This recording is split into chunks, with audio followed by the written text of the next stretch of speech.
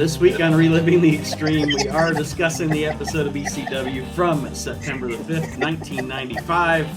You want to go to our Patreon page to hear the conversation before the show, because that was I love the deadpan every time at the beginning of the show.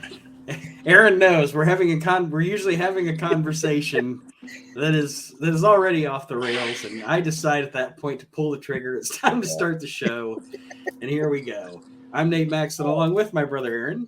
Hello, you're the Fred Willard of the Reliving the Extreme podcast. That's a good-looking bitch. Willard on Best of Show. Go watch it. And of course, Chad Austin as well. Bloop, bloop, bloop. Check out the submarine conversation on the Patreon page. The Patreon page is well worth it. What do you charge for it? Or is it like as low? You can get started and get the unedited audio of each show for as low as $5 a month. Yeah. I mean, I think if you for $5 a month, and you can go back and get all the archives, like yes, so you can make a show. If for $5 a month, you can make a show for as much time as you got out of just our archives. Right. Yes, and also you can make an entire show out of the stuff that doesn't reach the actual podcast. Just the random shit we talk about before we start, or maybe after we're done recording. That's some of the funniest stuff from the show. So, I mean, absolutely. And then, like I said, the show that we record, that we watch, sucks. So we got to find something to do to make it worth the money. So we're gonna charge you rubes the $5 a month to hear the good shit, because the show that we're watching is awful, god awful. I can't wait till we get a $15 a month person that can actually join us. If you do the $15 a month program, you can actually join us as a co-host on selected episodes of the show. We'd love to have some listeners join us on the show. We'd probably love to have some listeners. Other than Archie Mitchell, yes. We'd love to have some listeners other than Archie Mitchell. Hey, we're actually progressing, right? Yes. And again, like I've told Chad and Aaron before, it's so hard with podcast rankings because it's kind of based on the day. And of course, when your show first drops, that's the day you get the most downloads and et cetera, et cetera. So one day I'll look and it looks really peachy. It's like we're 118 on Apple and all the wrestling podcasts. And then 3 days later, you look and we're 400. But that's not necessarily a bad thing. It just means that on those days we drop the episode. Yeah. We're up there, you know. Do you think that's what the one like optimistic guy in the submarine said? We're progressing, right?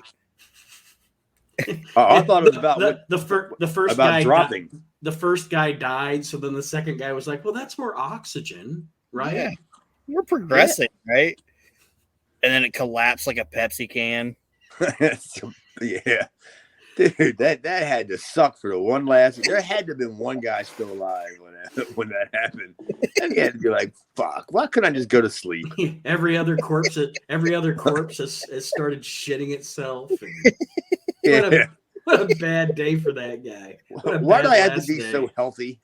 Why did I have to be so stupid as to get into this beef stew can? I'm the one guy that doesn't smoke, so I have the best. Yeah, pretty much. Start smoking in the submarine. He's got the video game controller in his hand, just trying to do something desperately. Yeah, you're finished, pal. Thanks for coming. TV time is running out. They got the referee gave him the Iggy. It's time to take it home. Like I said, bloop bloop bloop. That's the sign, like, you know, when they used to look back in the back towards the curtain, and if like Patterson or whatever would like point to their watch or come out and instead they just look out and see somebody just go bloop bloop bloop. Then you know it was time to take it. Oh, it's time to take it home. When do you think Tony fucking Khan's gonna have fucking John Moxley versus somebody in a fucking submarine? You know, they're gonna have to do something like that in the future. I don't think Kenny Omega would do it though. Yeah, He'll only do it if there's a blow up doll in there. Yeah, but it has to be on the planet, like up above the water. I don't think he can swim anyway. He's from Canada. When's the last time you think Kenny Omega's jumped in a pool with that luscious hair? Don, he was probably one time on a diving board getting ready to jump in, and Don Callis is yelling, "Don't do it!" Don't do it. He's like, "Why? You're gonna mess up your beautiful hair." Don Callis stinks. I don't know why. I don't get it. Maybe it's just. I'm sure it's just me because I could see why people would like him. He sucks. Yeah, he does suck, man. He's so too much over the top. And he's shaped funny. And after he cut off, like he had long hair, and then after he cut it off, he looked like Butthead. And now he's just all bald, right? Yeah. Yeah, he's a fucking turd. Now he just looks like Butt Face. Butt Face. Yeah, you really thought about that one. Jackal the Butt Face Callus. Yep, I remember that. Well, as I said, this week we are diving into an episode of ECW from September the 5th, 1995. Last week's episode had one match, but was better. This week's episode, we open the show with JT Smith entering the ring, and he is escorted by Big Val Puccio. Yeah, Big Puccio. And his box of cannolis, which we all know he has a box of cannolis on hand at all times. That's obvious. What every big fat Italian guy does. Big Val diabetes, though. Yeah. Oh, shit. So this is what you would call probably the earliest incarnation of the FBI, as we have JT with Big Val. But he is going to be having a match with Hack Myers. Of course, a rematch from a couple of weeks ago. From a rematch from a couple of weeks before that. Yep, we just keep progressing here. Or degressing. Yeah, so that goes to show you how good Val Puccio isn't. because Hack Myers is good enough to carry anybody to a good match, and if Paul keeps sending him out there, imagine what the benefit of house shows would have done for not just me, but for a lot of us. Mm-hmm. And you can work the same guy 5 nights a week or 4 nights a week. You know, how are you going to expect good chemistry between guys when you're working? Hey, Hack, I want you're working Val Puccio tonight. And a Hack walk up to that big fucking slob and just be like, God, good God. Like, what the fuck you want me to do with this bone? He's still got crumbs and sauce on his face from his dinner. Oh, dude, I'm sure he's got an apron, like a little apron on, like a little. What do they call that little thing when you go to eat dinner, and they stuff it in their shirt? Yeah, it's from yesterday, and it's in his suitcase because he never came to the arena dressed like that. Like he could not get dressed in the arena. He had to get dressed at his house because he was just so fucking fat. Somebody had to like do his boots and all for him. So he carried a bag into the arena, but when he opened it up, it was a $5 footlong. Is what he pulled out of it. Yeah, $5 cannoli. Because he there's no chance that guy was gonna. You know how embarrassing that would have been for that fucking slob to take off his clothes in front of the ECW locker room. It's like Happy Humphrey. You know, you hear the stories good. about Nice. you hear the stories about when he was paying his dues. Harley Race had to be the guy that hosed down Happy Humphrey. Right. Hose him down. and considering the locker room facilities of ECW at that point, yeah, that whoever was driving him home, hopefully it was Dreamer. That had to have been the greatest ride home. Dreamer and Puccio would look like those. Him driving him home would look like those fat guys with the mini bikes. Yeah, who are those? That's the Humphreys, isn't it? Oh, I was going to say Dreamer and Puccio would look like Silvio and Big Pussy. See, I never saw The Sopranos. Oh, well. I know the reference, but I don't know who they are, who you're talking about specifically. But this This had to be Val Puccio's best or favorite match of all time because he just got to sit outside the ring and literally eat cannolis. That's the best. Hey, isn't that a classic example of what they've always said about Paul as a genius? Yeah. Hide their weaknesses and accentuate their positives. What's his positive? He eats a lot. And can't stand. Yeah. Dude, that says a lot about Paul's genius. He's got biscuit knees. Let's have him sit down. Biscuit knees. The only thing they could have done better. You ever seen a fat fuck's knees? His Like fat fuck's knees? Like a big fat fucker. You ever like look at their knees, like where they wear the socks and everything? If you really look at their knees, they look like fucking like uncooked biscuits. Okay. And then tomorrow at work, I'm gonna notice. Watch the fat fucks roll in on their mark carts, and just if they're wearing shorts, look at their knees. Looks like unbaked biscuits. Okay, I can't wait for the work tomorrow. The only better thing they could have done with Val's gimmick that they didn't do was he should have been the guy that went out the fastest whenever a sleeper hold was applied because of his poor circulation. And he's narcoleptic. The minute they put a sleeper on him, he's just out. He's done. If you get the sleeper on Val, you're gonna win. You're gonna win. You imagine when Adrian Adonis used to put the sleeper hold on people, and he would do the deal where he would kind of jerk you around a little bit. You know, it would take about 7 seconds, whatever. But as soon as he didn't even have to get it because there's no chance you're getting your arms attached for a sleeper. But as soon as you simulate, or the best way the sleeper, he's out.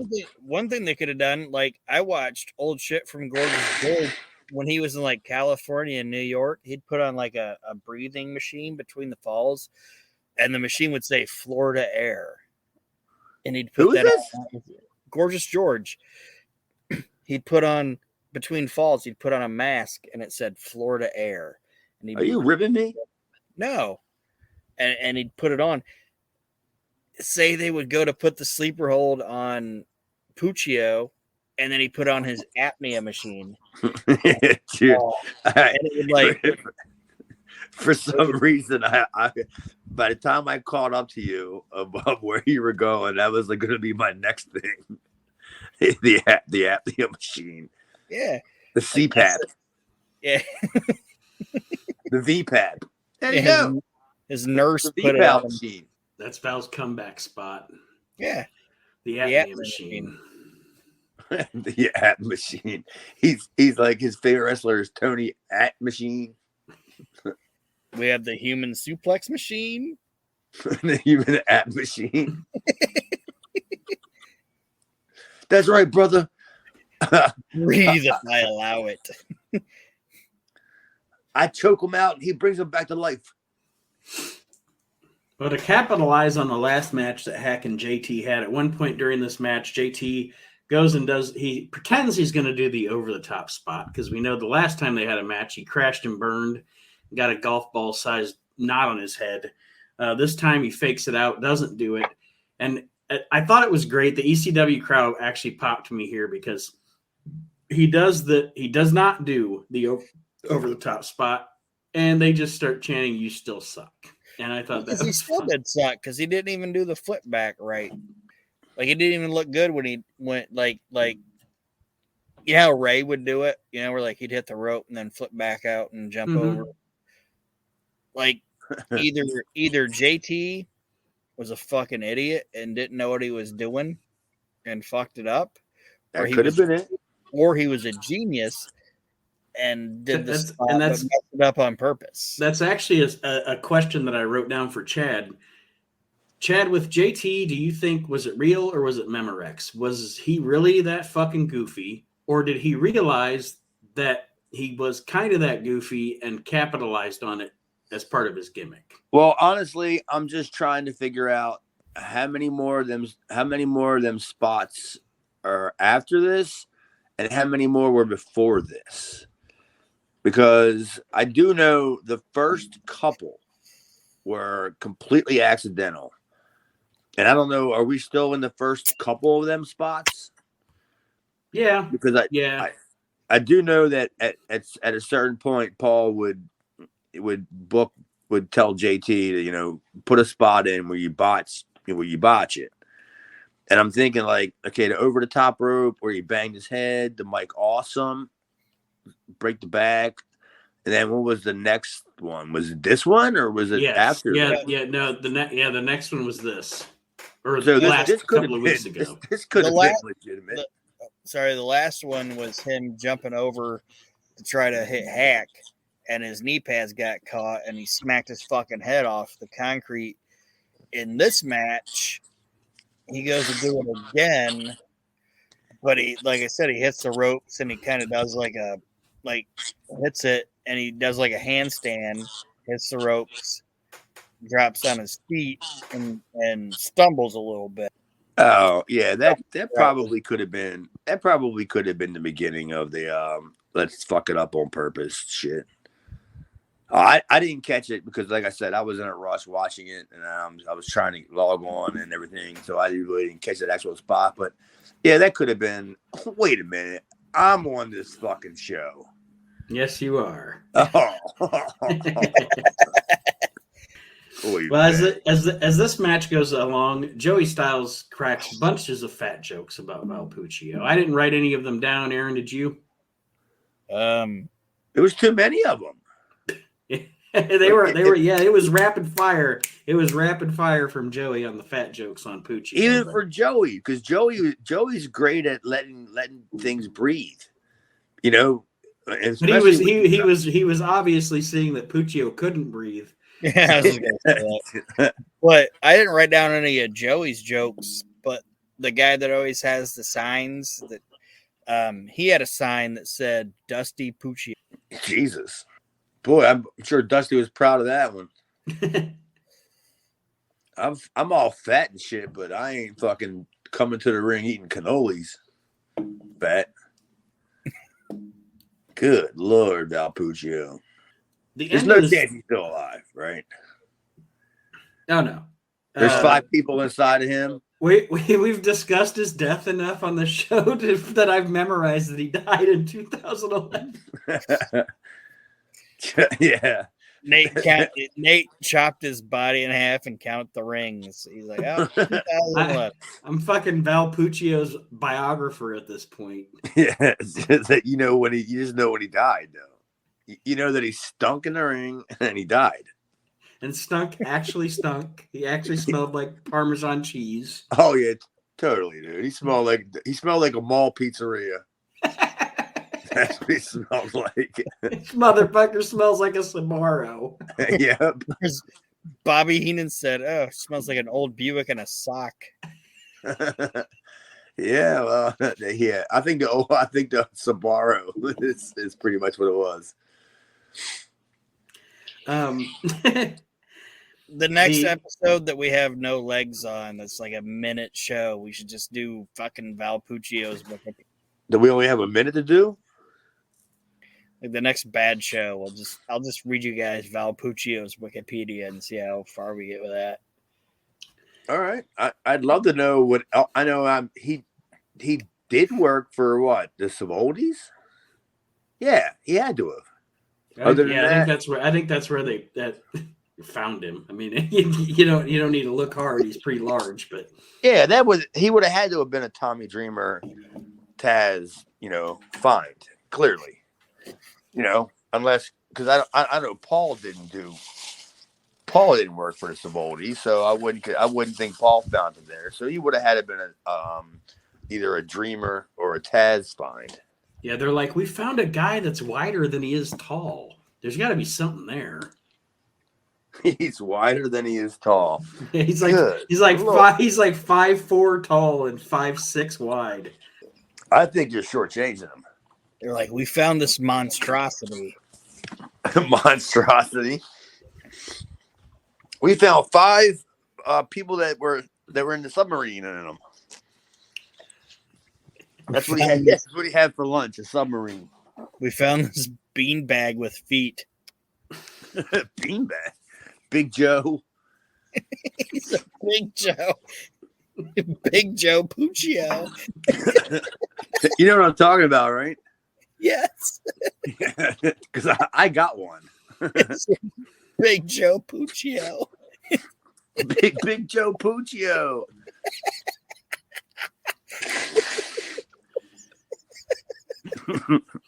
Nate's writing it down. That's the name of the show. Big Joe. Big Joe Puccio. Could you imagine? Could you imagine what the beans in that beanbag like thought after they saw his ass coming? They'd pop. Yeah, there's like a million of them little beans in there, and all they kept saying was "oh." There's about to be a blowout. Oh, dude, they're all scattering around. They were all running. That's pretty sad when the stuffing from a beanbag runs from you. And I'm sure the mattress is not a big fan of his. The pillows, no, they ain't having none of that. Toilet seat, toilet seat's got to be like one of his biggest rivals. The memory foam's like, I can't forget. Yes, dude. Yeah, he don't even have to have a memory foam. He can just buy a regular Posturepedic, and it's gonna remember when he lays in it. The horrors. I want to read the book of a hotel bed of Al Puccio's. The memoirs. Oh no. Oh shit. I can see Big Val Puccio's autobiography is written by Sarah Posturepedic. I was going to say by a certain mattress in Jersey. Yeah. Yeah, he ain't getting this. Believe me, he ain't getting his mattresses from some bullshit ass. When you ride by and it says $99 mattresses on the window. Fuck that. Well, that's the reason why they're probably $99 because he wore them out. They just had to sell them for a reduced price. The finish of this deal is a long, drawn out mess. JT gets thrown out of the mattress said. JT gets thrown out of the ring by Hack, but he goes over Puccio's head, damaging Puccio's cannolis. So they start them off. They start to fight. They start to argue with each other. JT gets counted out. So now they're both mad at Hack. So they go back to beating up Hack. JT accidentally clotheslines Puccio, and then now they're arguing with each other, but they go back to beating up Hack. It's like they don't know what they want to do with this whole deal here. Are we breaking these guys up? Are we not breaking these guys up? I mean, they just got together, so I don't know, but it's just a mess. Well, no, I kind of look at it in a different way. I kind of look at it like, all right, we all know that they just threw these two fucking and just saying ham bones. It's just too easy. Just throwing these two guys together is too obvious. So if you have any idea of them being a tag team, you got to go through that growing process. Of you got to figure out like what you're gonna do. How your chemistry is, like that kind of stuff. So I totally didn't get that bad of a vibe about it because that could happen with anybody, Right. It's two of us, and then if I was Hack, I'd be like, fuck yeah, I'll team up with this guy, and or whatever, and yeah, I'll let him do all the work, or I'll do all the work and let you just come in and just do the fucking splat. Yeah, so I don't think that was a bad thing at all. I can see what you're saying now. They've just formed a union. They don't really know each other or whatever. Their only claim to knowing each other is that they both don't like Hack Myers. Yeah, and they only had like 2 hours to fucking, put this together. Yeah, and JT had to wake fucking Val up from his nap. So, yeah, JT, good Lord. Enough already. Aaron, any final thoughts on this segment before we move on? No. All right. Up next, we get the official show intro from Joey Styles, and he discusses what we saw last week with Eddie and Dean Malenko, and putting them over on the way out, which is classy and exactly how they should have been treated. Yeah, like we said, there's no other way to do it. There's no, there's just no. You know what I mean? They didn't Sabu you. You know, Mm-hmm. they didn't no-show you like Sabu did because he had a Japan date. I mean, that didn't even happened yet, right? Or did it happen yet? Yeah, that happened. Yeah, but you know what I mean? These guys gave their notice. And WCW allowed them to fulfill their bookings. So how can you? There's nobody to hate here. You know what I mean? Right. Yeah, I mean, it'd be like anybody in any job, not even just wrestling. If any job, if somebody came to you and offered you a better position, more money, probably easier. Well, clearly it would be easier work. Then how would you? You know, there's no way you're going to just shit on the other company if they let you just finish it. What if Bischoff would have just said, "No, you ain't doing it"? What would have Paul done to fill them last whatever 3 months or whatever 60 days even of not having Eddie and Dean? You would have done shit. You know what I mean? I'm sure Paul negotiated that deal and be like, "Look, this is all I'm asking. You can do whatever you want. Just let me have Eddie and Dean through the entire, this program so we can get an ending to it." And Paul knew the people to do it through. You know what I mean? Right. Yeah, it wasn't like he called fucking Bischoff. That wasn't gonna happen. It was totally Kevin Sullivan. Oh yeah, it was definitely it's always been Kevin Sullivan. And I've always kind of like refrained from ever saying that on like any other podcast or anything I've ever been on, because I didn't know the level of anybody's intelligence as far as what they knew. But yeah, Kevin Sullivan was way more intricate in the ECW office than everybody even thinks. Yeah, and there's no doubt that he was, as far as ECW/WCW goes at the time, he was most definitely the calm head and the mediator. There's no doubt about that. Yeah, but he was also a fucking snake in the grass. True. I mean, he's telling these guys, he's telling WCW about these guys, and then while he's working for Paul and he's working for them, and then he's like, "All right, well, let me kind of just check them out a little more, groom them a little bit, let's see what their head's at," or But he already knew. Yeah, that kind of pissed me off later on when I really found, because I knew he was the liaison for Wing, like back in the day. That didn't bother me at all because that was a Japanese independent, and I didn't give a shit about that.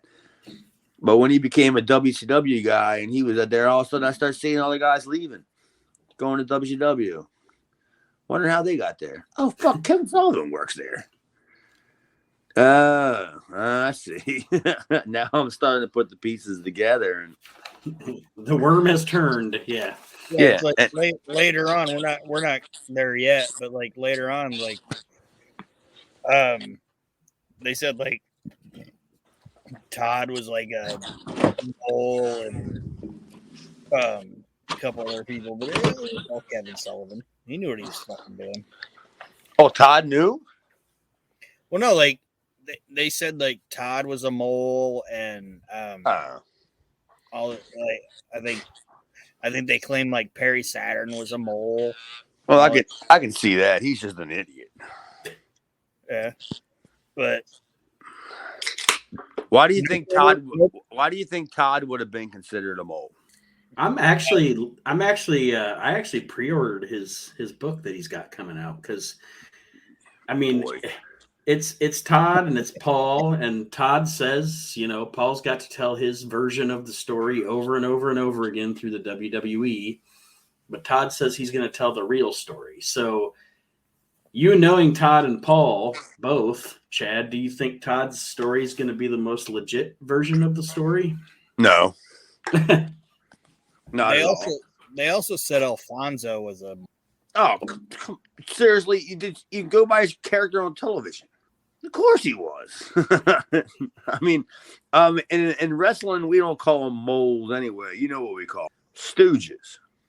Yeah, and I know that, but I'm just saying, like, I think that a lot of those people, they were stooges. They were stooges, but a lot of times Kevin doesn't get talked about as being like the guy that I think was like the Stooges had to be talking to somebody. You know what I mean? Like Bill Alfonso wasn't calling Eric Bischoff and saying these guys and this guy. It was Kevin Sullivan. Of course. Who was Todd Gordon going to call? Shane Douglas? Sandman? Tommy Cairo? Yeah, Kevin Sullivan. Kevin Sullivan was, if you want to use the word mole, he was the biggest mole that was was in the company, right? Who I can't think of, even as moving on towards later years, who would have been a bigger mole? Nobody was in a bigger power other than eventually Paul Lee. But I mean, he was the boss, so he wasn't necessarily a mole. He was just doing what was best for his company. And Kevin Sullivan was doing what was best for the company that he was working for. Isn't that pretty much what you're saying? Yeah. Sully knew these guys and knew what their deals were, if they had any deals or whatever. And like Heyman tries to sell it like, oh, Eric Bischoff did this, Eric Bischoff did that, or Eric Bischoff scooped this guy. It was all Sullivan. Yeah, I mean, I still want to know where that my time in WCW where Bischoff knew me. I still would love to hear that from Bischoff, because I'm sure by now he doesn't remember. But yeah, I just remember when he just walked past me in WCW and was like, "What are you doing here?" And that's when he claimed he never watched ECW. How else would you ever see me? How else would you watch MEWF? You watch ATCW, UIW, all these independent. No, he had to have watched ECW. Most definitely. Speaking of Paul Lee and Fonzie, up next on the show, we get a long segment. Way too long. With Paul Lee and Fonzie. And it's Paul Lee's going to do a Danger Zone, and it's going to be with Bill Alfonso. Before the thing actually starts, Paul does his classic getting the ECW arena crowd hyped up, and then he brings out Bill Alfonso, who says he's got good news and bad news. And to him, the bad news is that the Pennsylvania State Athletic Commission won't stand behind him with all the decisions that he's made. So Todd Gordon has been reinstated as commissioner of ECW. Yeah, considering the Pennsylvania State Athletic Commission really didn't even exist. There really wasn't a commission. I mean, as far as I know, even to this day, that's why you see so many outlaw mud show companies run in Pennsylvania. Is that why? I was going to say, is that why? As far as TV tapings and stuff go, the WWF ran Hamburg all the time because they didn't have to deal with a commission. Then, I think back then yeah, I guess in a way you're right, Nate, because in a way they would run places they could just get away with shit, and they would find places that you can get away with shit. And Pennsylvania was definitely the first one with their hand out. Probably going back to Vince, back at Hamburg. Vince is like, I'm going to put this fucking 635-pound guy out there with fucking sleep apnea out in the ring. The Haystacks Calhoun, you know what I mean? When a regular commission would be like, there's no chance we're allowing this. His pulse is 6. Yeah, and we're gonna let some like fucking 6-year-old kid get in the ring and get caned. Or, you know what I mean, they ain't doing it. You know, there's no chance that commission was anywhere as strict as the one that I worked for. So I know for a fact there was not a commission. If there was a commission back then, it didn't govern wrestling. Mm-hmm. It may have governed boxing, and we're talking about UFC in their infancy, and they were no chance they were thinking about running Pennsylvania. Well, and just, I mean, on a bigger level, boy, I guess it was. I hate to say it like this, but I guess it was a good thing Jimmy Snuka killed that lady in Pennsylvania. Yeah, you're right.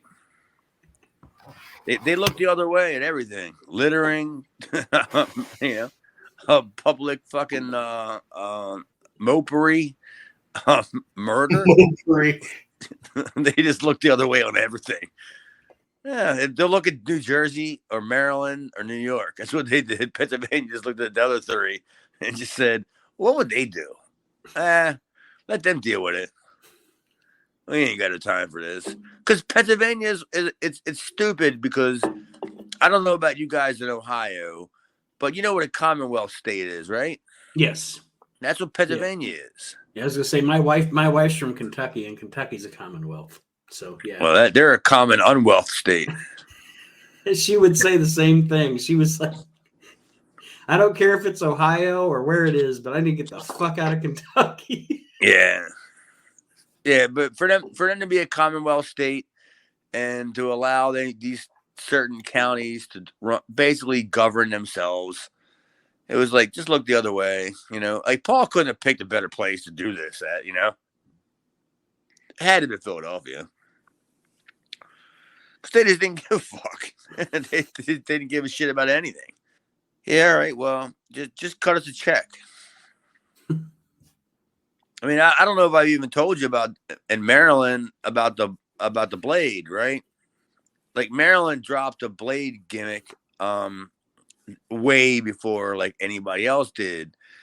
And I remember being at I don't know whether it was a Raw or a SmackDown or something taping, and I saw some guy, I don't even know who he was. He handed the state athletic commissioner guy, because I was friends with the guy, handed him a check for $10,000 and said, "All right, have a good dinner." And the dude just looked at him. He said, "All right," grabbed his briefcase. He rolled the fuck out. And then there was a big blade job that night on TV. And I was like, "Oh, okay. That's how it works." Yeah, now I see how it works. But there wasn't a commission in Pennsylvania. We didn't have nothing there. And even if there was a said commission, it was the same. It had to have been the same thing. Just bullshit. This big long segment with Paulie and Fonzie, essentially, like I said, Todd Gordon gets reinstated. Paulie tells Fonzie he's getting choke slammed. Fonzie says the choke slam's been banned. He dares 911 to come out and choke slam him. It's just this long, drawn out back and forth thing with them cracking each other with the phones and et cetera, et cetera. And eventually 911 comes out, but then Big Dick Dudley comes out, and we get a stare down between those two oafs. Oof. No, was it a stare down or was it a oof down? No, it was an oaf down. Oof. Oof. They're really going to go there. And then Paulie creams Fonzie with his phone. Aaron, any more details I missed or any commentary you have on this thing? And like I said, I mean, nobody in particular, obviously everybody in it's good. They're all good performers. It just seemed like it was so drawn out. Like it just took so long to get to where you were going. Nope. They were all bad performers and it took too long. Okay. And so many words. Was it good or bad? Like, I bet it was good live. It was fun to experience it live, I'm sure. But on TV... It definitely was, because you had multiple hours to do this in. So it wasn't like it was rushed, you know? Mm-hmm. Like, so, I shouldn't say bad. Sorry, Chad, didn't mean to cut you off. No, you're right. like Fonzie was cool in it because his character was like freaking out, you know, like I'm doing this and I'm doing that, and he was screaming, and Paulie looking at him go, shut the, like looking at him and going, shut the fuck up, like stop bitching. Like, to me, it's like it was a good little angle, but it, like you said, it went way too long watching it. Yeah, I agree. It did. It was a whole bunch of stuff, but it was something that I'm sure Paul needed to get done. You know, he had to get this point across, and at that point, it didn't matter what it cost them as far as time wise. He already had the people in the building. He already had the production crew there, so it wasn't like they were going to pack their shit up and just roll the fuck out. Because Paul, I'm sure, already owed him a shit ton of money to begin with, so they were going to stick around, for everything. So yeah, it was probably a story that Paul wanted to be told, but it had to be documented. Yeah, and there are times throughout the history of ECW, and I don't blame them, where they spend a large amount of time catering to the fans in the building, even though they're taping TV, because the ECW arena crowd is a whole different animal. Even though you're taping TV, you want to appeal to the guys that are in the audience. As opposed to like the WWF, which would do like 6-hour TV tapings. They're not trying to cater to the crowd in the arena. They're trying to cater to the TV audience. Yeah, and there's a certain magic to that WCW, the WWE or whoever could never do, but Paul could do it because these guys are spending at the time, I guess it was $25, $35, whatever a ticket, and they were like, dude, if you would have told me I was spending $35, I'm gonna get 5 hours of bullshit where guys are killing each other, and you hear reports of deaths in the locker room, and like I'd be like, all right, I'm cool with that, dude. I'm down with that shit. Do you think that the ECW arena crowd thing is influenced by, like, what would you say it's most influenced by? Maybe like the way Bill Watts did his TV tapings? No, I think the ECW crowd was influenced by the fact that they knew that they were an ECW TV crowd. I always thought that. Mm-hmm. Like they were like once ECW got on TV and you started seeing the big fat dude with the signs, Paul and Sarge and Bob and all them guys, and every single week you would start seeing more people there, and you would start seeing the dreadlock guy, and then you would start seeing all these other. I hate dreadlock guy. Huh? I hate dreadlock guy. Oh, Paul loved dreadlock guy. Well, I fucking hate him. Yeah, but you know what I mean? Like he's like, dude, these people are loving this shit. So they're you see them on TV. Like when's the last time you watched any wrestling show where you got all excited because of the fans? You know what I'm saying? Like when's the last time you ever done that? Right. I guess the last time for me would be probably. I mean, AEW is kind of a different thing. Because they just pop when they're supposed to pop, but when they pop huge, and when they boo huge. Mine be the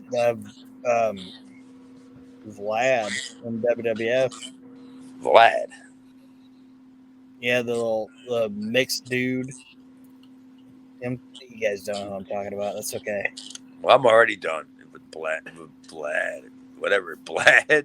Vlad. He was like this mixed race dude, but let's go ahead. All right. Well, Joey now introduces us to fan cam footage, and this is what Chad was alluding to earlier.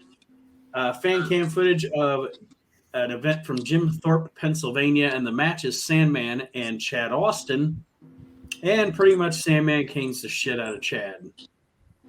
Yeah, not only that, Sandman beat the shit out of Chad. That was probably, I would say, that was worse than New Jack. Wait, like New Jack was nothing. That whole beating with New Jack was just that was just New Jack hyping that up for his own mystique and his own credibility. But that was a big fucking beating. Now, was he being malicious or? Oh yeah. Yeah. Oh boy, was he. Like, he beat the shit out of me. And he beat the shit out of me to the point where I don't know what point it was. I think it was when I started to come back and I threw him in the corner and he said boot. And then I ran in and then I saw his leg cocked back. And then I realized I had to go another 6 inches before I met that boot. And then when he kicked me, you can watch me fall. Like, I fell. Like, that was not a bump. Like, he kicked the fucking shit out of me. and then I was just like, all right, well, this ain't going so well. And I figured the safest thing for me was to be in the ring. Mm-hmm. Just stay in the ring and let him just do whatever he did. Because we never won over anything. We never won over one spot. Not one. The only thing he won over was the finish with Mikey. That's the only thing we needed to do, which they fucked up anyway. And yeah, I just went out there. I just ate that one for the team.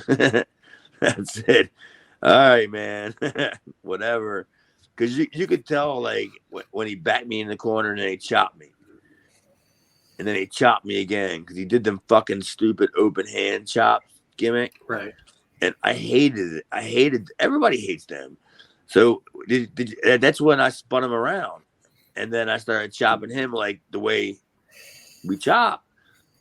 And then that's when he told me to throw him into the corner and take a boot. And I was like, oh, good Lord, this is not going to be the best for business for me anyway. But yeah, I don't understand. I don't understand what the problem was. It goes back to the New Jack shit. Like remember when New Jack said that I wanted to do all this shit and all this? I'm like, dude, I never said any of that. Like, you're the guy who's going over. You're beating me up. Just tell me what you want me to do.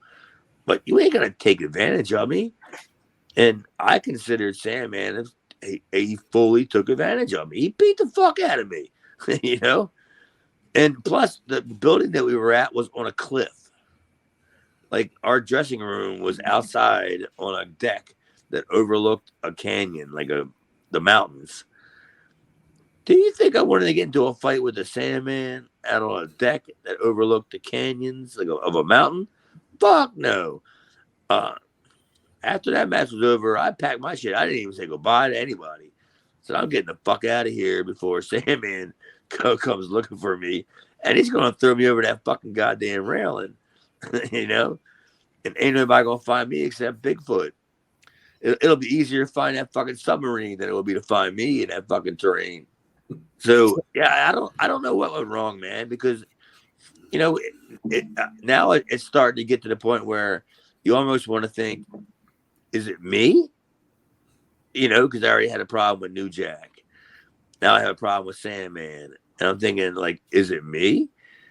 And then I'm thinking, no.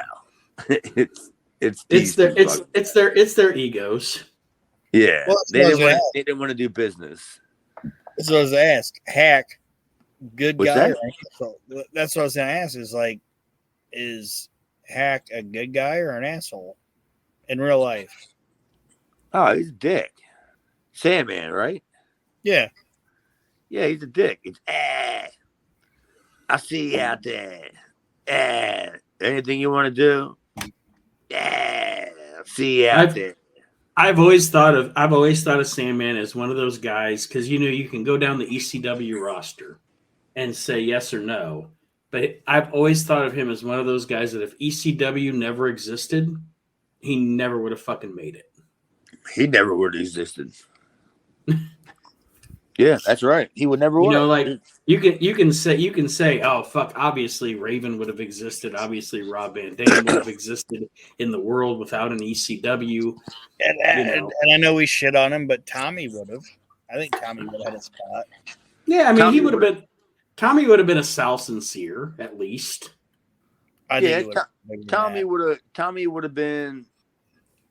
Yeah, he would have had a run. It wouldn't have been a top run, but he would have been a guy who was so like I don't know what the word I'm saying, what I want to say, but he would have been a guy that was so revered that he would have ended up with an office job, like he did in ECW, like a Terry Taylor kind of guy.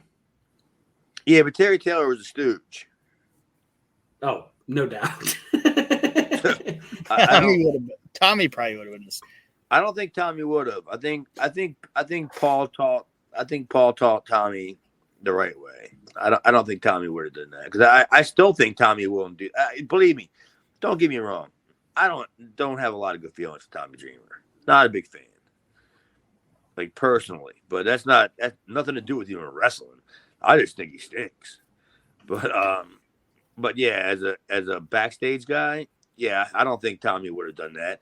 Or if he would have done that, it would have had to been beaten out of him. Like, Vince would have had to beat that out of him, like browbeat him, So I don't think Tommy was that big of a.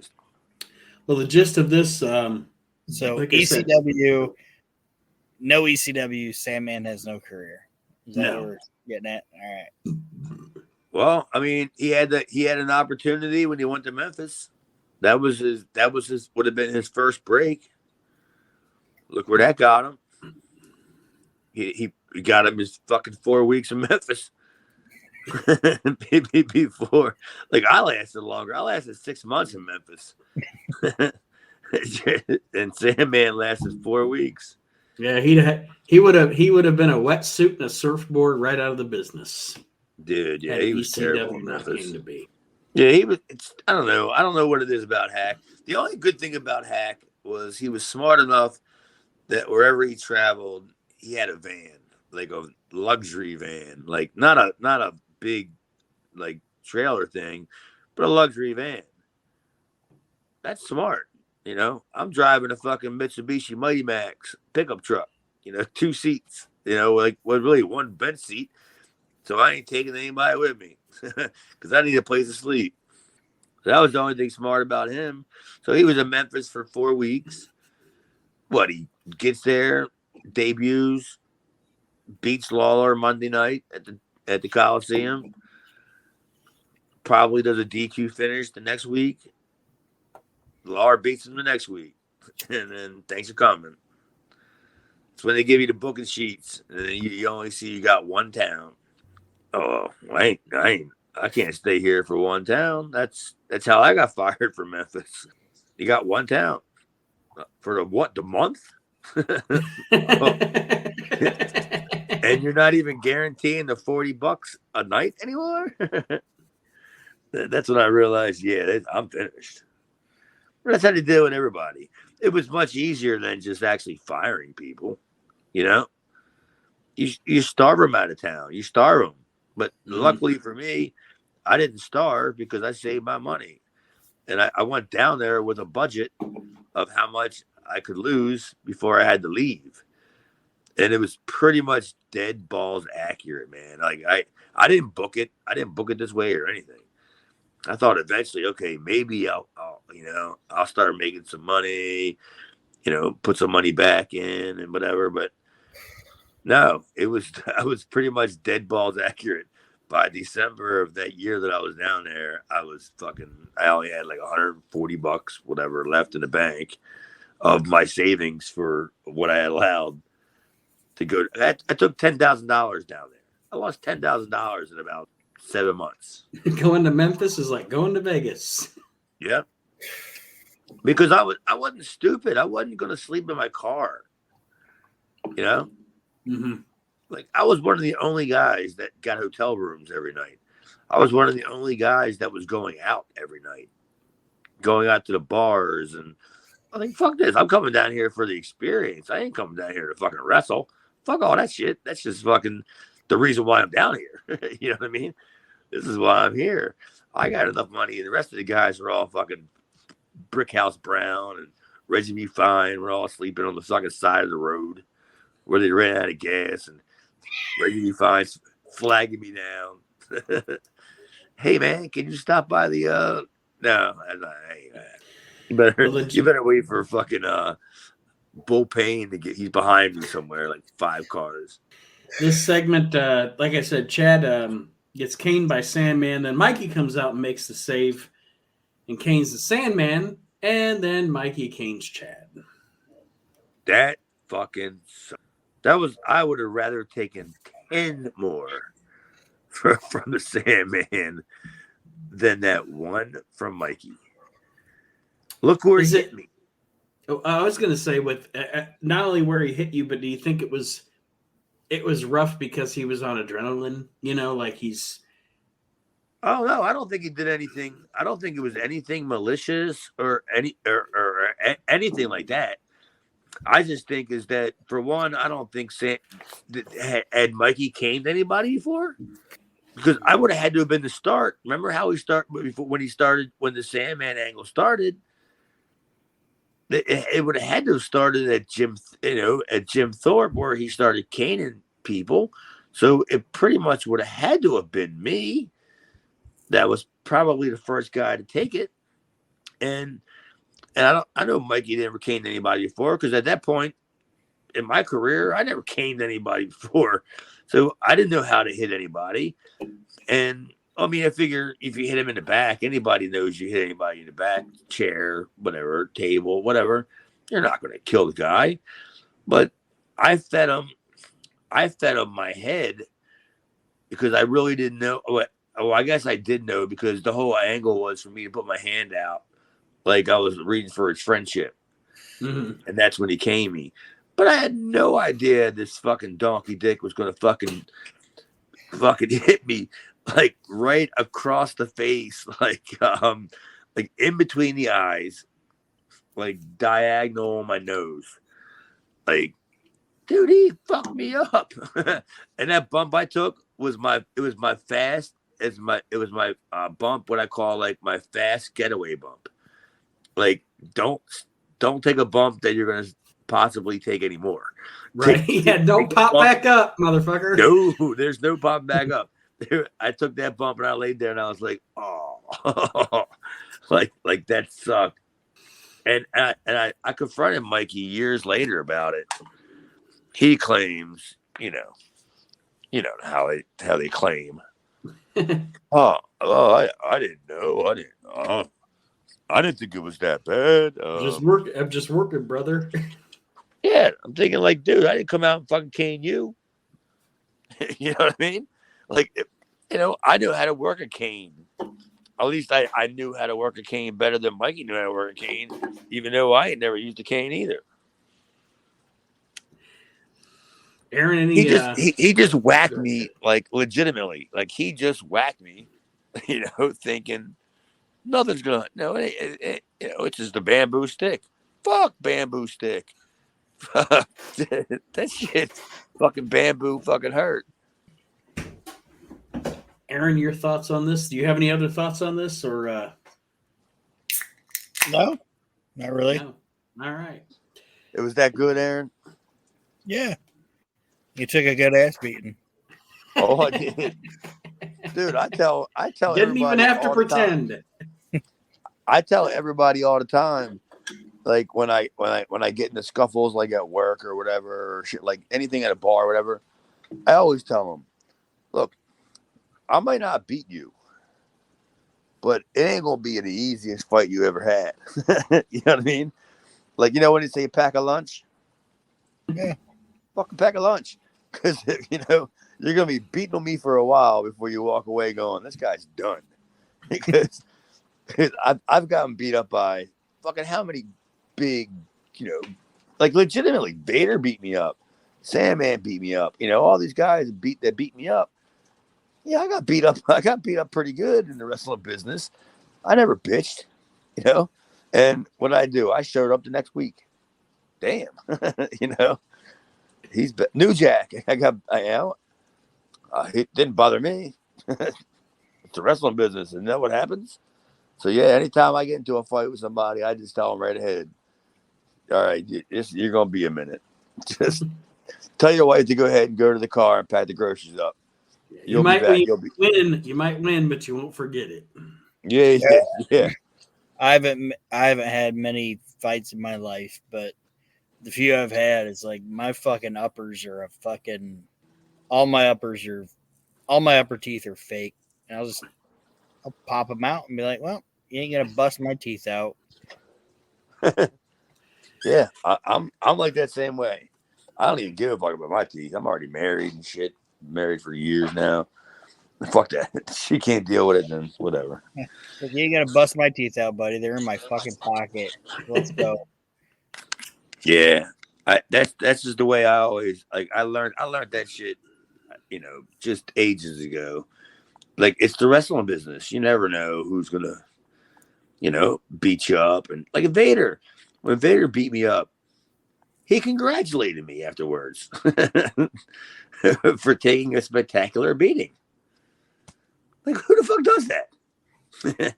Who the fuck beats a guy up outside of the fucking North Point Inn and then grabs their hand and pulls them up and go, good ass beating, dude? No, they don't do that shit. They leave you laying. I don't get left laying. I might walk away all fucked up. As long as they don't fuck up my Ring of Honor jacket that I'm always wearing. Because I ain't wearing my Riviera jacket out in a possibility where I can get to a scuffle. So Leon was a good dude? Yeah, it was great. I mean, I didn't think he hurt me at all. Like, I know he roughed me up, but he's 440 some pounds. Like, how could he not rough you up just a little bit, even by not trying to rough you up? But he was as easy as he could have been with me. He warned me ahead of time about what to look for.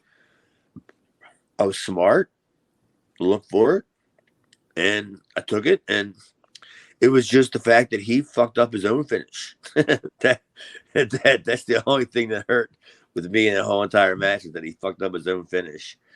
When he tried to give me that stupid little flapjack thing where he picks you up by the waist and pushes you down. Well, when he pushed me down, he twisted my body. He was so strong. So I landed awkward, like shoulder first kind of thing. Mm-hmm. And then I'm laying there and hear Harley Race yell out, "Power bomb!" And I just looked over at him, at Harley, like, seriously. Oh, I remember. Didn't he just break some guy's back 2 weeks ago on TV? Right. And I'm thinking, oh, good Lord. You're like, God damn it, Harley, go bathe fucking Happy Humphrey, motherfucker. Yeah, please get the fuck out of here. You got to work with Vader, Right? Harley Race at ringside, and Gordon Sully calling your match. Not only that, Lance Russell. I'll hang my hat on that. That's what it is. That's what it is. Not everybody can say that. Fucking fantastic. That's fantastic. Yeah, I'll take that shit. I was more impressed with the fact that when I watched the match back and it was Lance Russell and Gordon Sully calling my match, I was like, damn. I don't give a fuck what happens to me in this match. I got Gordon Sully and Lance Russell calling my match. If they could have threw. I didn't even think about Harley being at fucking ringside. It's like, God damn, that's good shit, man. Yeah, that was good. That was good shit. And don't think for a second that I didn't acknowledge it. Like, afterwards, that's why I got put over so big in the locker room. Like, when I got back, like when I went to the bar that night, I got put over by the Nasty Boys, the Steiners. Like, everybody was just like, Sting. They were all just like, dude, this kid, like, he kind of gets it, He's not going to be anything because look at him. He's awful looking. He's terrible. But he takes a really good ass whooping. That's why I'm the blueprint for Mikey Whipwreck. I just moved on, and then Mikey came in and filled my spot. That's not a knock on Mikey at all. That's perfect for for a guy of our size. Even though I was actually bigger than Mikey. The main event of this ECW show is a tag title match. It's Raven and Richards against the Pitbulls. But it's not the good one. And yeah, that's it. We haven't got to the good one yet. Yeah. What Chad says is you say it's your favorite match you've ever watched live, right? No, I said it's the greatest match that I've ever seen live. And that's just do the math on that. You know, that says a lot coming from somebody. I mean, I'll pat myself on the back on this one. You know, I watch wrestling probably 7 hours every day, whether it's new, old, everything, and just to be there like live. And I've seen good matches live. Don't get me wrong, but just to sit there and that was probably besides the Funk, Sabu, Douglas, whatever they called that thing, the triangle death, whatever the fuck thing. That was probably like the next biggest locker room sellout that I've ever seen in my life. Where, I don't even know if Paul was just telling people just go sit by the monitor, because I just know that I was one of I'm willing to bet that I was the first person that grabbed the seat in front of that monitor, because I wanted to see that. I wanted to see that match, and I was emotionally invested in the feud, and I wanted to see where Raven was going to go, because me and Raven had just developed a friendship, and he ain't going to tell me anything about that. We were too busy talking about Portland and shit like that. But he wasn't going to tell me how the business was going to go, because as far as I knew, Raven didn't book anything. You know, I didn't know. And so I'm just watching it, and I'm like, dude, this is fucking unbelievable, dude. Crowd went bananas. I'm like, how can these 4 fucking idiots pull this shit off? You know what I mean? It was like magic. But even this match was good. That fucking weird ass move where the pit bulls did the like super bomb into like the neck breaker. Yeah. It's a crazy ass move. Yeah, you could. Yeah. And I'd be the kind of guy to be like reluctant to be like, when they're going over it, going, this is what we're going to do, blah, blah, blah. And I'm like, look at him like, that's what you're going to do? How many times have you done it? That's what a lot of guys would have asked. But how many times have you done this? Fucking Stevie took it. And do you know him well? Like Stevie Richards? Yeah. I know him too well. To a fucking detriment. He's a dick. Not a good guy. Not to me, he wasn't. He I don't know whether it was the whole he was fine when he was a job guy. But you know, once he started getting that little bit of a push, and he did the deal with Raven and Beulah, and that's when I started seeing the fact that he wasn't riding with us anymore. You know? Because it would always be like me, Axel, Hack, Stevie, sometimes Raven. We never let Kyra ride with us. He wasn't. He didn't have any gas money. But you know, and then all of a sudden Stevie became like Raven's lackey, which was it was a shoot. I mean, he was Raven's lackey. Carry the bags. Because I did it. Stevie took my job, and I didn't go to HR and bitch about it. Because you know, I wasn't carrying Raven's bags anymore, and you know, driving them 300 miles, whatever, and then go to the gas station, and all of a sudden, Paul didn't pay me tonight. Did he pay you? Yeah, he gave me cash. Well, I'll catch you next time. Okay, next time.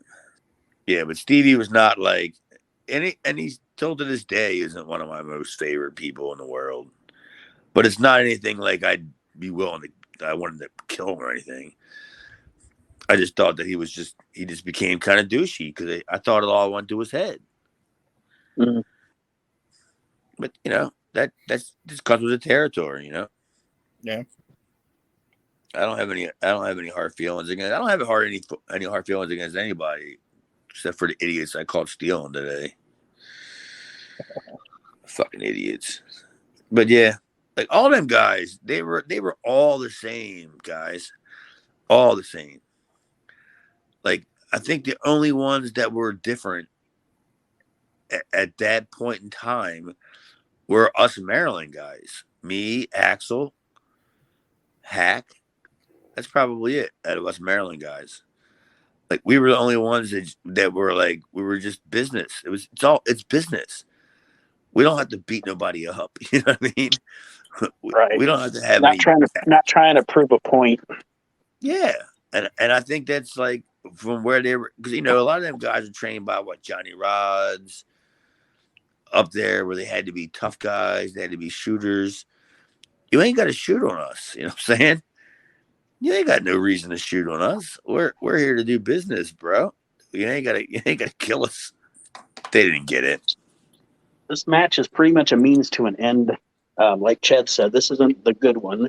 This is just a match essentially constructed to continue the feud. Yeah, pretty much. Like, was there a finish? Beulah gets involved. Big Dick Dudley gets involved, and it kind of descends after that. Just into a, I don't know, what do you want to call it, Aaron? Just a brawl. Just a non-finish kind of. Yeah, schmaz. Yeah, it's a brouhaha. So if somebody did get pinned, it wasn't what anybody left remembering. Yeah. It'd be like, oh, Beulah oh my God, Beulah, or that Kane shot. Yeah, but they didn't walk away going, I can't believe he won. Or what I mean? Or that was not like the antithesis of what that match was designed to do. It was a dusty finish. Of course it was. And pretty much nobody learned more about dusty finishes than Paul. He made a whole fucking company out of it. He goddamn right he did. It was Go ahead. a dusty payoff. Pretty much. The dusty hot dog and handshake. Yeah, you definitely say that, man. Dusty house guest. Yeah, he's the guy. Hey, baby, Paul not home. Dusty? No, this is not Dusty. This is the guy staying at the house. This is Rusty. Yeah. Is Dusty there? No, baby. Dusty not here. Dusty's making a Cody right now. He's making a Cody. That sounds fucking oof. Bathroom related. He's making a Cody and Yeah, I think I said that sounds bathroom related. he's making a Cody and wiping his dusting. He's wiping his dusting. And who's his daughter? Chantilly. That's her name. Chantilly. Are you making that up? Is that her real name? I have no idea. Chantilly. Chantilly. Hey, bad though. Chantilly Rhodes. Chantilly It Rhodes. sounds like something my wife drinks. Cause she had to stop off at the liquor store, which picked me up tonight, and she had to buy a bottle of something for somebody that altered a wedding dress that she's going to be in. And I looked at the bottle, and it did really look like Chantilly Rose. I'm gonna have to go. It's in the car. I'm gonna have to go out when we're done the show and get the bottle and take a screenshot of it. Now that you say this, maybe his daughter's a winemaker. The son of a plumber. Now I'm a winemaker. He's excreting it from his teats. Bougie Rose.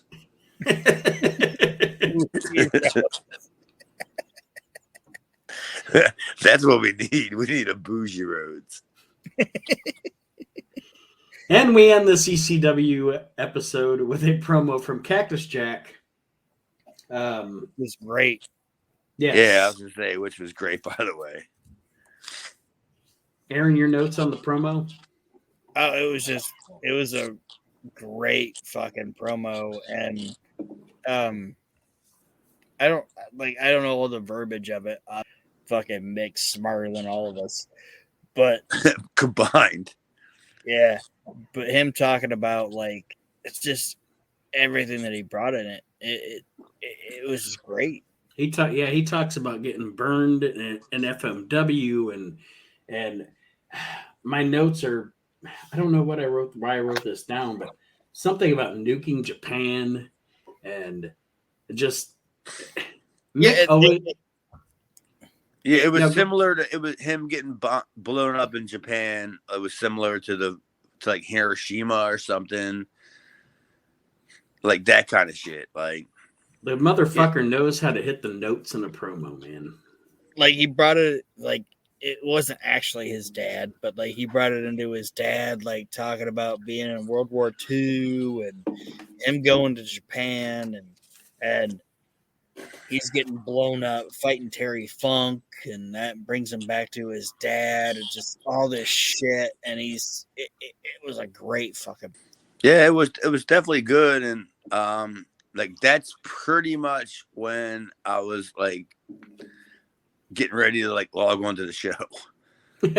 Like that was on, and I had it on kind of mute, so I was kind of standing over by the TV so I could hear it. And I was like, good ass promo, dude. You know, that was a good ass. But Jack was never bad. No, and I always say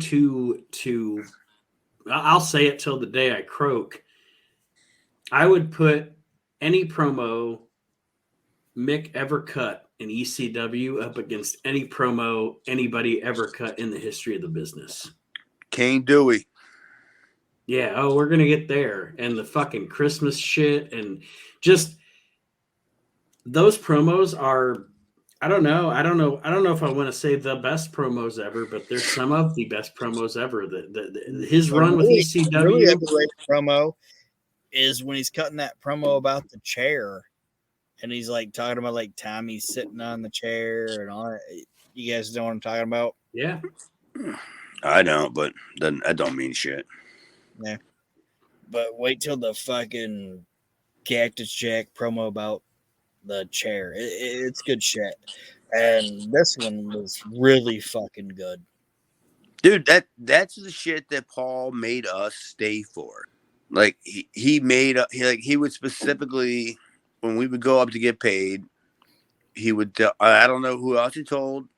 I can just speak for myself, but I know like Donnie at the time, Hack, a couple other guys, and I want you to stick around, like for the promos or whatever. And then it was like fucking 3:00 in the morning.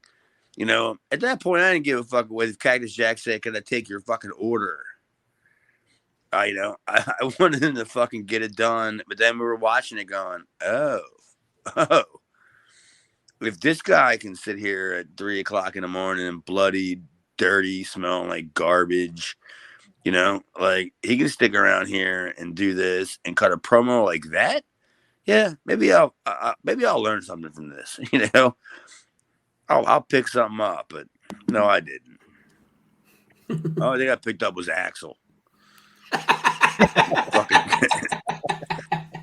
Threw him in the car. I got you, buddy. You only live like fucking 8 minutes from me. I'll get you home. Don't worry about it. Just don't throw up in my new upholstery. Well, yeah, that was one of I don't know. I don't know if it was top 5 of Cactus's promos. Maybe it was top 5 of Cactus's promos that I've seen. But yeah, that was not too far from the Kane Dewey, in my opinion. To wrap up this episode of Reliving the Extreme, as we always do at the end, round table. Aaron, overall, what did you think of this episode? C-. Our show, A-.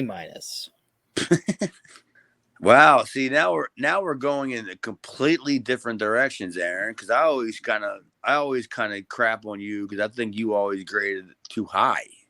Because I always go with the C or the C- or whatever, but this is the first time that I think that I've ever graded the show higher than you. Because Go ahead. Yep. Prove me wrong. Well, I mean, I was going to give it an easy B-. Like I thought it was entertaining. I actually thought that I did a great job. Maybe I'm being biased here. Like I took a pretty good ass whooping. Yeah, I thought it was. I thought it kept a lot of stories going. It you know, and it did what a show was supposed to do, leading to a bigger show. Yeah, that's what I was going to say. This is a story arc episode of the show. You know, you're building, like Chad said, you're building your feuds. You're building, like with that tag title match. You have the title match, but it's in the middle of the story. You know, the reason there's a reason we have kind of a non-finish. Yeah, you gotta have a fuck finish to go to the the next chapter. You can't send the fucking people happy, the second weekend, on a program. Where are you gonna go? So you gotta find a way to cheat the audience out of a finish and send them home not feeling cheaped, Right. ripped off. Yep. You got to do it in a different way. And Paul's got so many smoke machines and mirrors in the locker room back there. Oh, it's gonna be just send somebody out, just find somebody they ain't seen in a while and run them out there. Big Dick Dudley, get out there. Yeah, there's 40 guys in the locker room that had worked for ECW that weren't working anymore, that were hanging out there. That just send out fucking Cairo. just just see what they do. send Cairo out with some peaches. Yeah, because if they don't pop for Cairo, some fucking rhubarb. Send Cairo out there with some rhubarb, some peaches. If they don't pop for Cairo, send Stetson. If they don't pop for Stetson, send Hot Body chasing Stetson out. Just send out a box of fucking cannoli. You don't even need to send out Big Val. I would have popped huge if they would have sent out Jay Sully. Like I would have loved if ECW would have done a 24/7 title like that. Just you see Hunter Q Robbins in the back, Jay Sully. Who's the other guy? Stevie Larry Wonderful. Winters. Yeah, like they all get a run into the ECW 24/7 title. Chris Michaels. All of them. We can do a whole other show on the ECW 24/7 title. And of course, in the end, the ultimate ECW 24/7 champion, Sal Balomo. Oh yeah, but it's for the kids. In the boots. Yeah. He's got to have the boots on. I don't know, man. I can make a case for Super Destroyer #2. The Variety Club. Yeah. Well, that's interesting. Gotta save the. It's the hayride to the championship. That's right. It's the what's the club called? It's instead of 10 pounds of gold, it's 6 pounds of chrome. No, what's the club called that Todd Gordon did the thing for? Variety Club. The Variety Club Championship. Yeah, you gotta save the retarded kids. Well, I work for a corporate place. I can't be saying all that. Special needs, bobbleheads, funk juniors. Yeah, I can say all that. Say the lemon heads. But I can't say retarded. What are you, Funk Junior? Yeah, I can say all that. I just can't say the word retarded. I just can't have somebody going down to HR. And I told you I've had it happen before, right? Yeah, the simple New Jack. Where I called this customer a jabroni rube, and they didn't know what I was talking about, so they went down to customer service and complained because they didn't know what I called him. And the manager came up and asked me, the customer says, and this is the way she said it too, you called them a jabroni rube? Yeah. So what is that? I said, it's pretty much whatever you want it to be. I mean, what I mean? There's no giving you a definition of it, in regular people term. How do you define jabroni rube? You'd have to ask the Iron Sheik, and he's dead. And good luck with that one. good luck when he was alive. That's right. It'd be that jabroni over there, and then you're like, "What jabroni? Who's?" Yeah, I gave it a B-. It served its purpose. This episode served its purpose. It wasn't terrible. Like I said, the middle with Fonzie and Paulie was long. It was just long. But as a fledgling promotion, still not making much money, make the most out of what you got. I still like Fonzie though. Like, I don't know whether it was me or the TV presentation of Fonzie, but Fonzie he just cracks me up because he's that guy. Like, he is Fonzie, and I'm like, yeah, Daddy, and he does that in real life, and that's what's funny to me is that you can get him riled up over trans money, like going to the next town. What do you mean? What do you mean you ain't got $12? You told me you were going to give me the $12 from last time. And he's out in the middle of the street throwing and I'm like, that's why you're over, buddy. you ain't a fucking jobber, but you are a jabroni. Aaron, any parting words for our listeners this week? Well, no. All right. Chad? I'm just glad we made it through it because it was a rough day for me to get to this point to begin with. And I'm glad we did it. And I had a great time. And I always thank you guys for a great time. And if you guys don't listen to this show, then you guys are boobs. You're missing out. You're missing out on, yes. We need to hire some kind of advertising agency or something. We need a billboard at Times Square. This show's way better than where we're at on fucking Apple. Come on, you fucking idiots. We're gonna move our shit to Tomato, goddammit. Yeah, at least rate us. If you're not gonna listen, just click on and just hit 5-star. You ain't gotta hear the whole goddamn show. Fuck. Well, thank you for joining us, everybody, this week on Reliving the Extreme. Thank you, Chad. Thank you, Aaron. And we will see everybody next week as we continue our journey through the history of ECW. Fuck.